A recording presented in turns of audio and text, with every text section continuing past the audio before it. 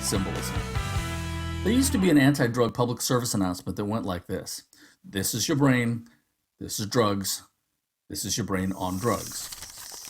That's the kind of symbolism, and you understand it instantly. The egg represents, or is a symbol for, your brain. The pan is a symbol for drugs.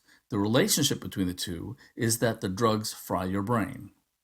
Pretty obvious, right? This is a kind of symbolism, and you already understand it. So a symbol is a thing that represents or stands for something else, usually something you can see or touch that represents something more abstract, the way a logo represents an organization or a heart represents a feeling. That's easy. But those are visual symbols. Symbols can be written in words too. That's a little more interesting because it isn't as obvious as an egg in a frying pan. Not only that, you have to figure out yourself what the symbol represents. It could represent different things depending on how it's used. For example, in a work of literature, what do flowers represent? Love, hope, youth, death, just about anything? The best answer is just about anything, because what a symbol represents depends on what's around it, what's called context. Let's say you're reading a story in which a woman receives flowers from some guy she likes. The two are very much in love, and she's really happy about getting the flowers. The author describes the flowers in such detail that they seem more important than just flowers. The image is made to stand out in some way, and if you're alert, you'll catch that. Later, the author takes time to describe the flowers again. This time, they're wilted or dead. An alert reader might see that the flowers are a symbol for something else, maybe the love between the two people, and that the flowers' later wilted condition is a sign, or symbol, that their love has wilted or died as well. Get it? The flowers equal their love. When the flowers die, it means their love has died. We know the flowers mean this because the context of the flowers is the love story. If the context was different, the meaning would be different.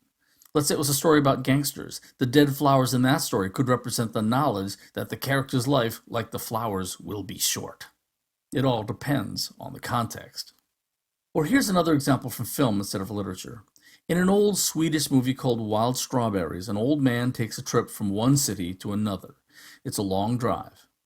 But if you look at the context of the story, you'll see that the old man is also taking a trip into his past, into his memories.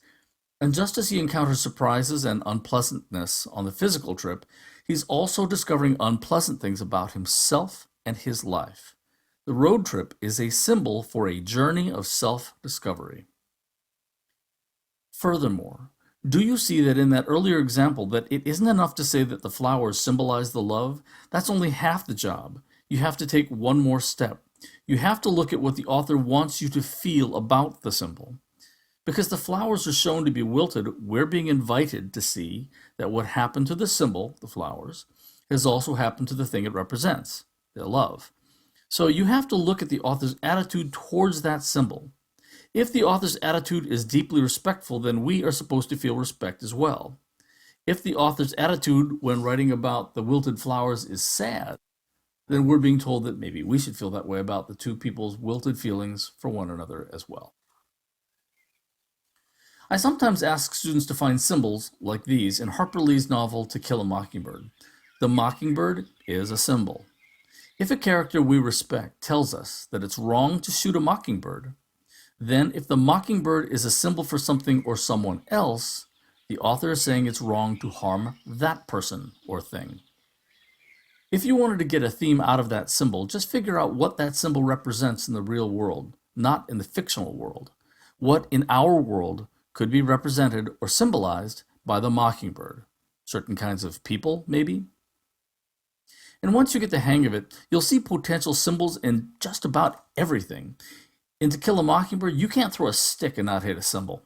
The mockingbird, the mad dog, the house fire, Scout's ham costume, Jem's broken arm, Tom's disabled arm, Boo Radley's isolation, the mud and snowman, the geraniums, the roly-poly, and one of my favorites, the light bulb at the jailhouse. The trick is seeing the relationships between things in the book and then finding the same relationships somewhere else, in other parts of the book or in the world we live in. Furthermore, to my thinking, it doesn't matter whether or not the author put that symbol there on purpose. If your imagination sees symbolic meaning, and you can support that meaning with evidence from the book, then it's there. Thinking up a symbol is exactly that, thinking. And learning to think, not just know, is the most valuable thing you can learn in school. Just remember, 1. Find something that stands out in the book that seems to call attention to itself, and look at the context around it. Next, 2. Does that thing resemble something else in the book or in the world in general? One could be a symbol for the other. And 3. Look at the author's attitude towards it. Whatever we're supposed to feel about the symbol, we're also supposed to feel about the thing the symbol represents. The value in learning about symbols is that it teaches you to see beyond the surface of a thing, of a person, of a real-life situation or event, and see the abstract relationships at work there.